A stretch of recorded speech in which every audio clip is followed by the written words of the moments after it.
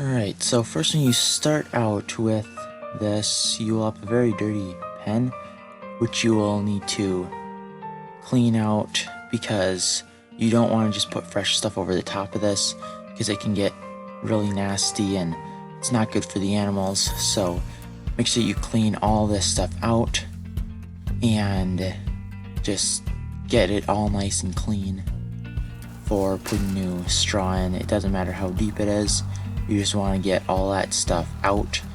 And this stuff here was about a foot deep,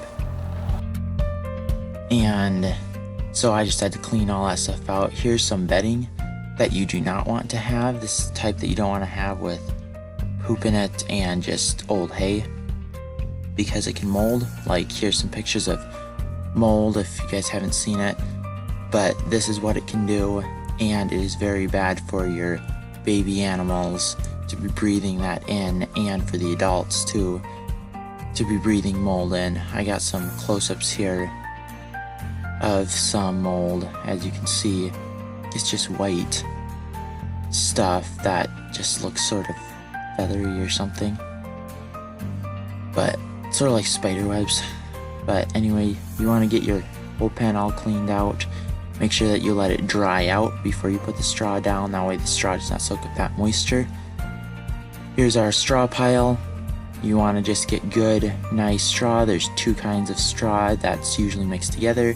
There's the fine stuff here, as you can see, and then there's going to be the more thicker stuff here, which you want a mixture of both. You don't just want one or the other. So, and then you just want to fill the whole thing with a really good layer.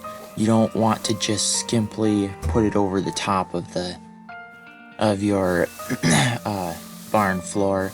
You want to make sure that it's really good and thick in there, not just cover the floor with a thin layer and stuff. So with a barn like this, it's a 10 by 12 square foot building and room. So what I did was, I have that blue tub, and it took 8 of those to fill the whole thing with a good thick layer, and you can sort of see where there's boards down there. I filled it to the top of those boards, sort of like 2x4s, 2x6s, somewhere in there, and I just filled it to the top of there. So here's all of the straw in there. I have not spread out yet. Some good piles. You just want it really nice and thick in there so that they stay warm when they have their little ones. So you just want to spread it out all evenly across the whole thing. Make sure that there isn't any holes or anything in there. Just make sure that it's all spread out evenly. But here you can see how thick it is. You want to make sure that it's, because you can never have too much. Make sure you have too much rather than not enough, because if you don't have enough, your animals could get too cold, and the little ones would not do very good in cold and stuff like that. So make sure you have enough straw in there. Make sure it's all evenly spread out in there and stuff. So, and then here's something that we always did, was we would split our stalls in half and then put a door, another little gate there, so that the other sheep cannot get out when you open up the door. Here's the panel that we use. It's just the regular old sheep hog, I think it's hog panels, and it works really nice to put in between there. Here I'm just showing how we all have it work with the doors shut. There's still plenty of room in there for each of them. You can fit 2 in them per stall, but that's a 10 by 12 stall too.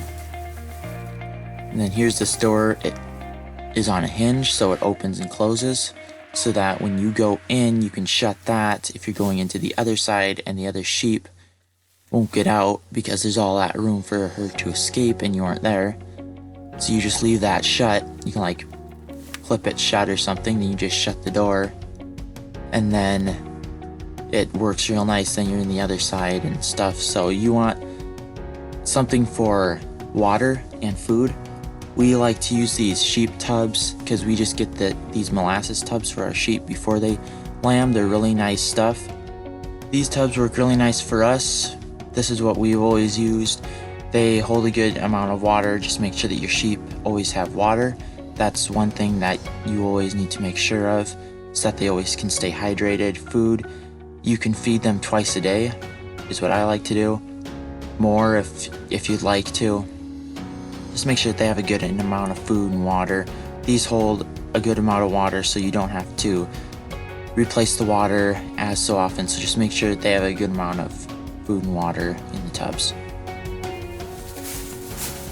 Well there, now you know how to get your pens ready for lambing season. I hope you guys learned a lot through this video, and hoping to get more videos out there that are like this, so stay tuned. And lambing season's coming up here quick, so you better get out there and get your pens ready. I'll see you on the next video.